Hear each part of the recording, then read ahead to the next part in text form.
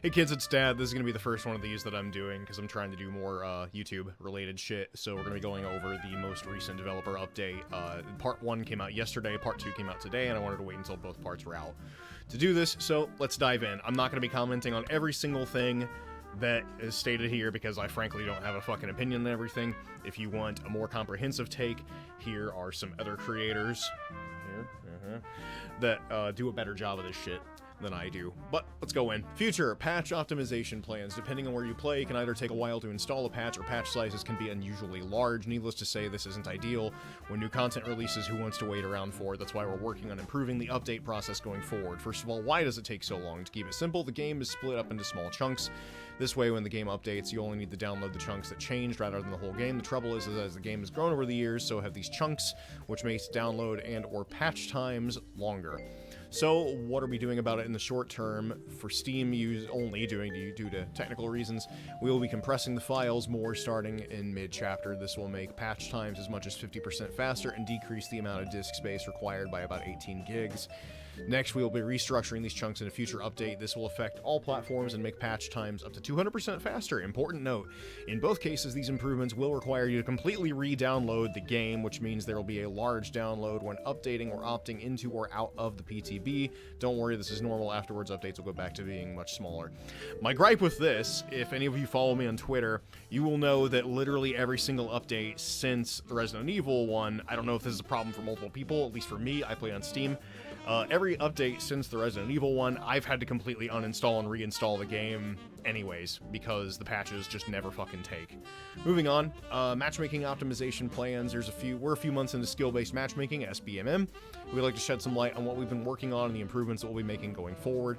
Though it may be polarizing, we want to be as transparent as possible when it comes to SBMM, as the discussions that stem from it are incredibly valuable as we continue to work on improvements. The game and the community are constantly changing, and the matchmaking system should always be adapted to support them. This is why we are constantly making changes behind the scenes. One recent example came from an influx of new players, because they made the game free on the Epic Store. We noticed that the default rating was placing first-time players against relatively experienced opponents, so to remedy this, we lowered the default rating for new players so they were likely to play amongst each other. We are regularly making changes like this behind the scenes to find the best balance of fast queues and quality matches. Beyond small tweaks, we've identified some areas where the system could be improved. Let's run through each of them quickly. Backfill improvements. If someone leaves a lobby, the matchmaker needs to find a replacement, aka a backfill. Right now, it heavily favors a quick replacement over a quality one. This can lead to some matches where one or more players are outside of their normal skill range. We're going to work towards finding a good balance between quality and wait times. So what I'm hearing there, and I hate to sound like a pessimist here, but survivor queue times are already garbage long. I've heard of some people having as long as 15-minute wait times to get into lobbies. I think the longest that I have waited here as of late has been like 5 minutes, but still, it does take a while. And that's solo queuing, because I typically don't play Survive with friends. So I don't know, them saying that they're going to try to focus on quality over quantity is even more concerning, because that really just means longer survivor wait times. Disconnection handling. Currently, skill-based matchmaking system doesn't handle disconnects as well as it could. We are working to make adjustments to handle them better and make sure the disconnects are treated fairly when altering someone's rating. So I'm trying to dissect that statement. Do they mean that they are just doing that to DCs overall?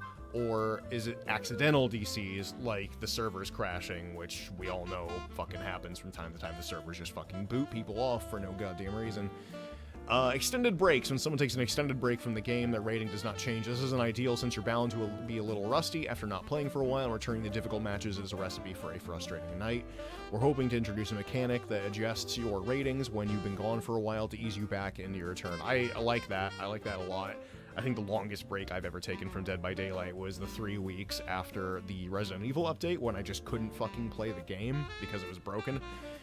So I do agree with that. General improvements. This one is a little more technical. The game will detect which server you have the best connection to and match you with other players who are close to that server. This works well enough, but if you're right between two servers, you'll only be matched with one set of players. For players who have good connections to more than one server, we'd like to open up matchmaking and allow them to find matches with either set of players. This can help balance out queue times at off-peak hours and even improve the quality of the matches made. I do like that as long as ping doesn't get out of hand, but if they're equidistant, then I guess that ping wouldn't be that big of an issue.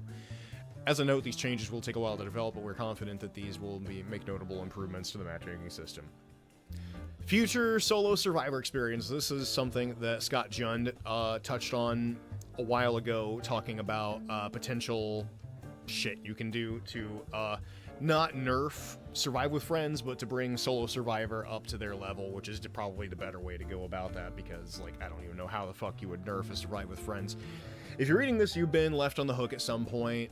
Okay, maybe not, but the chances are high. Thanks to skill-based matchmaking, we're able to see the impact playing with a pre-made group has had on the outcome of a match at various skill levels. This data confirms our suspicions. As skill goes up, so does the gap in survival rates between solo survivors and pre-made groups. In the top end of skill levels, the difference in escape rates can be as much as 15%. I'm shocked that it was that low, honestly. This isn't great. The difference between solo survivors and groups makes it difficult to find a perfect balance. If we balance killers around pre-made groups, solo survivors get left behind. Meanwhile, if we balance around solo survivors, killers will have a rough time against groups. With that in mind, we're working on some measures to bridge the gap between solo survivors and pre-made groups, which will allow us to better balance killers as a result. And the fact that they're even saying the phrase balance killers better gives me a little bit of hope for the future. We're aiming to strike a balance between making the solo players feel like they're part of the team without being overbearing. For example, we want to share key pieces of information, like what are my teammates doing, but not too much information, like showing everyone's exact location. To put it simply, the idea is to bring solo survivors up to the same level, not give people excessive information that makes even pre-made groups stronger. We want to share a very early peek at one potential way of closing this gap. Before we do, we want to stress that this is in the very, very early stages. We are curious to hear what you think, but please keep in mind that it may change or be scrapped entirely. One feature we are experimenting with is a status icon next to each survivor's portrait in the heads-up display that lets you know what they are doing. This way, solo survivors can base their decisions around what their teammates are doing, and partial groups get a better idea of their solo teammates' contributions, making everyone feel more like a team. This is something that can already be easily conveyed with a quick call-out over voice chat, but is currently not available to solo survivors. Once again, this is a very early preview, so early that we are still discussing this internally. Please feel free to share your thoughts, but keep in mind that none of this is final or confirmed. Depending on how things go, this feature may be changed or scrapped entirely before it ever sees the light of day. We wanted to be open about this and keep you in the loop. The gap between solo survivors and groups is not going under the radar. It's something we are actively working on. I like how they double emphasize that because Twitter is constantly on fire about this, as well as a few streamers whose names I will not mention, but I think you can fill in the gaps on that.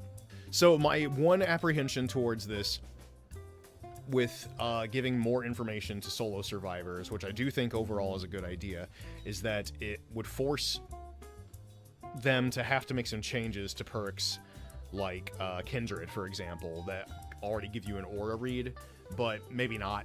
Maybe I'm talking out of my ass on that one. Wiggle update. Last year we changed struggling to button mashing to skill checks, making it much more accessible and a lot easier on your buttons and keys. We've been working on a similar update to wiggling as well, and we are finally ready to share it with you. Instead of mashing buttons, you will see a skill check while being carried. Only this one has 2 zones and doesn't go away when you hit it. Instead, hitting the skill check successfully will cause it to switch directions and gradually fill your wiggle meter. Keep hitting those skill checks to keep wiggling. This interaction keeps wiggling interactive while allowing far fewer inputs, and it's much easier on your joysticks, making it more accessible to players with repetitive strain injuries. Additionally, each side of the skill check can optionally be bound to a different button to further increase the gap between repeated button presses. This update will appear in the betas tab, allowing you to opt in as you please. So I overall think that that's a good idea. Accessibility is important, especially, like they mentioned, people with repeated strain injuries who can't necessarily button mash or just don't have a fucking good time button mashing, because the whole point of video games is that they're supposed to be fun. What I am curious about is how this will interplay with perks like Flip-Flop that are based on wiggle progression. But if it's a set rate anyways, like I'm fairly certain it is, then I don't see an issue. Toggle interactions. On the topic of accessibility, another feature that will be debuting is the update is a toggle mode for interactions. This new option, which can be enabled in the settings, makes holding a button for long periods of time a thing of the past. Simply press the button to start the interaction and again to stop it. So it's making it from a momentary switch to a latch switch. To go with it, you'll find a new option to cancel interactions by sprinting. Enabling this will automatically cancel actions that cause you to start running whenever you sprint. I'm wondering how that would play with Sprint Burst, is my thing.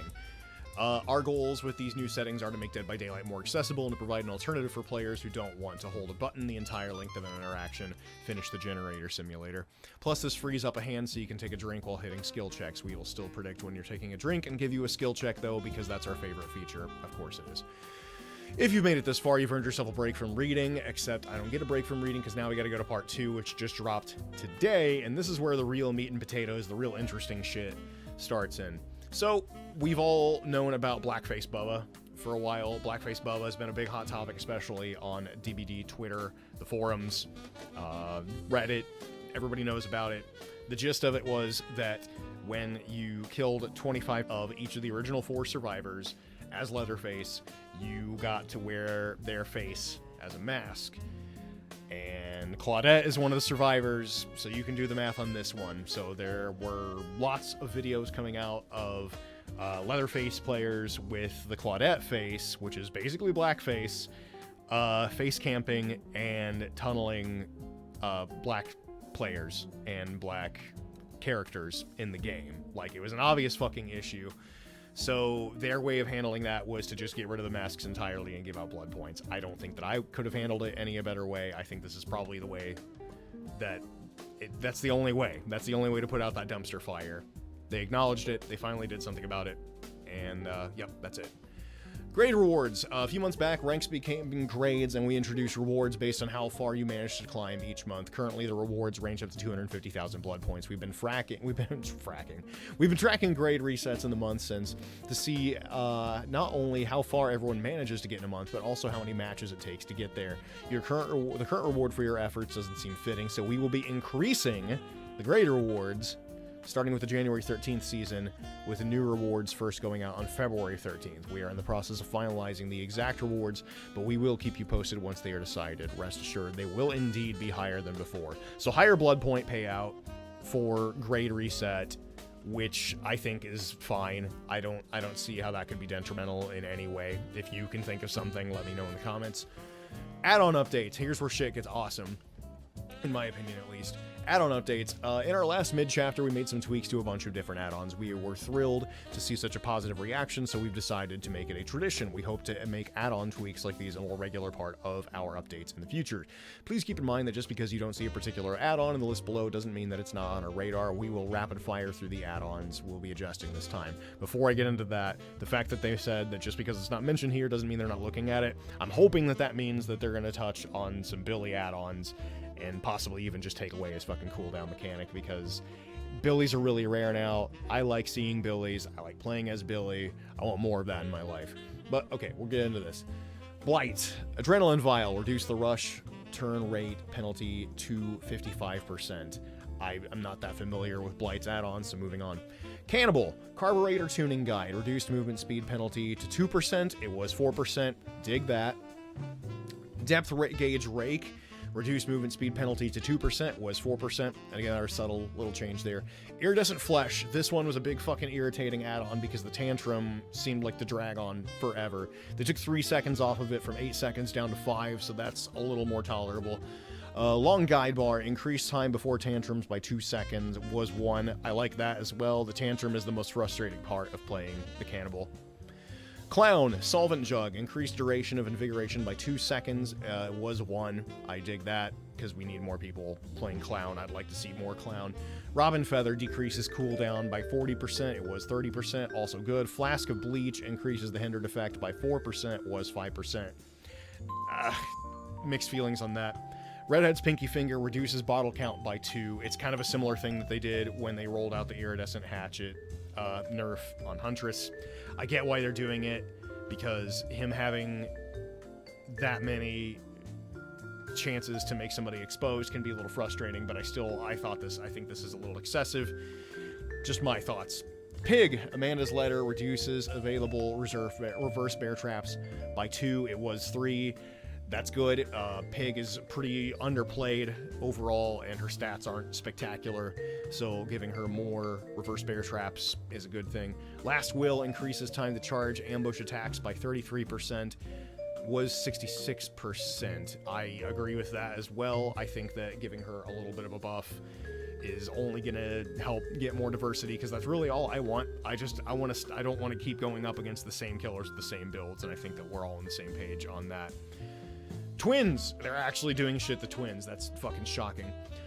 Twins, Iridescent Pendant, increased exposed duration to 45 seconds, was 30. Love that. Baby Teeth, increased blindness duration to 30 seconds, was 15. Love that. Madeline Scarf increases Victor's movement speed by 0.3 meters per second, was 0.4 meters per second.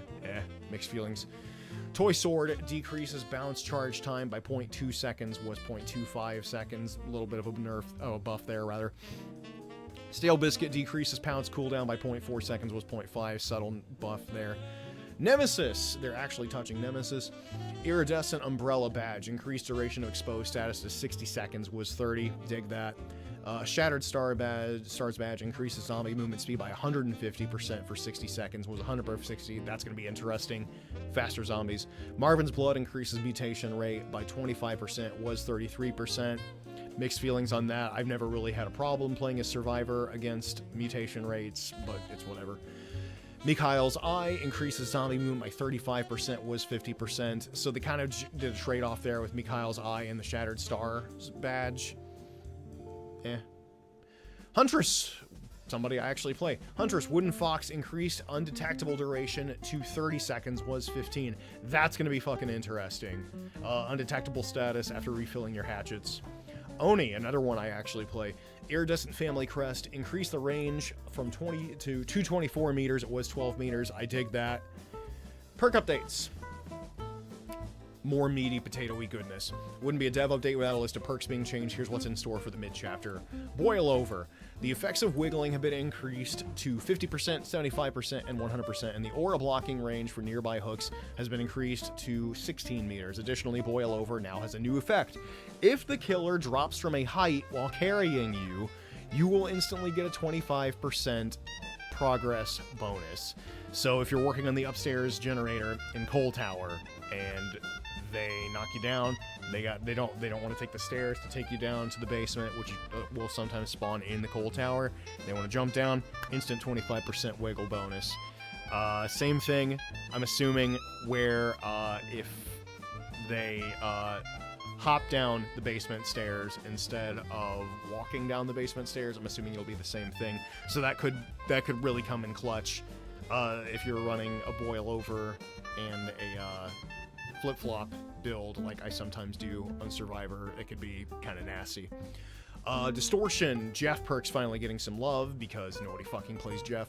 Distortion, with all the things that can read your auras these days, these tokens disappear sooner than you would like, so we're upping the number of tokens when you start with to 4.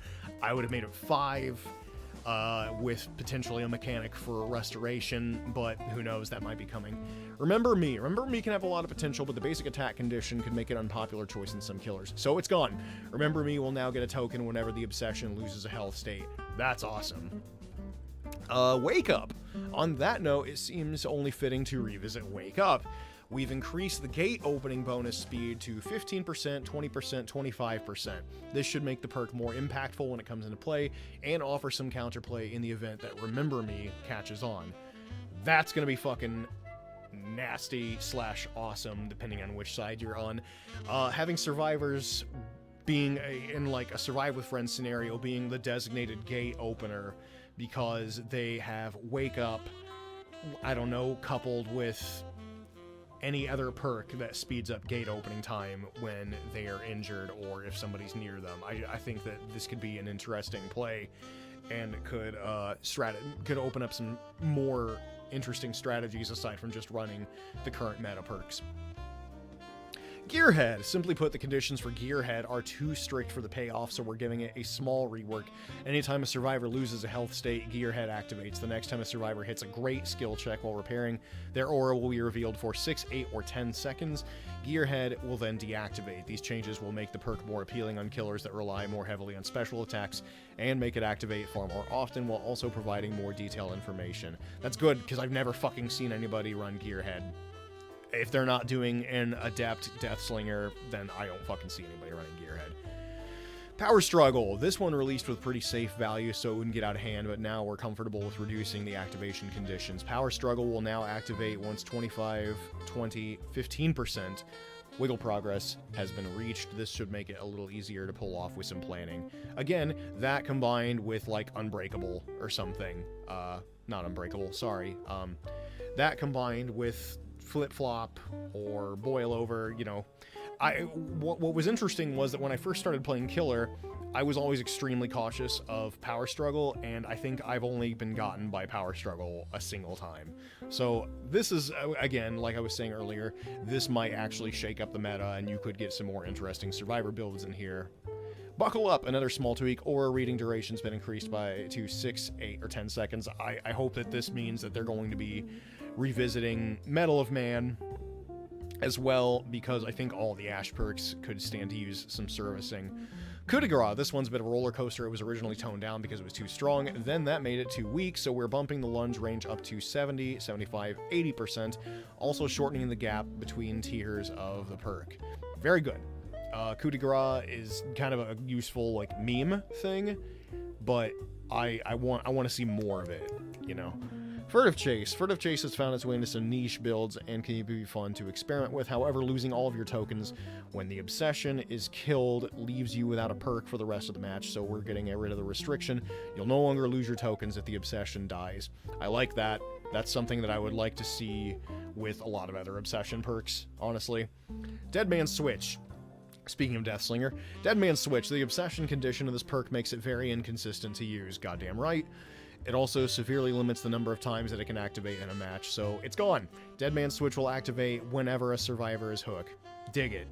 And on that note, we're all geared up for tomorrow's PTB and subsequent mid-chapter. Be sure to let us know how we did a pretty good job so far before anybody says it in the comments. Dead by Daylight team. So let me know your thoughts down in the comments. If I didn't mention something in any length, it's because I don't care about it, or I don't have an opinion on it, or I don't know enough about it. Peace.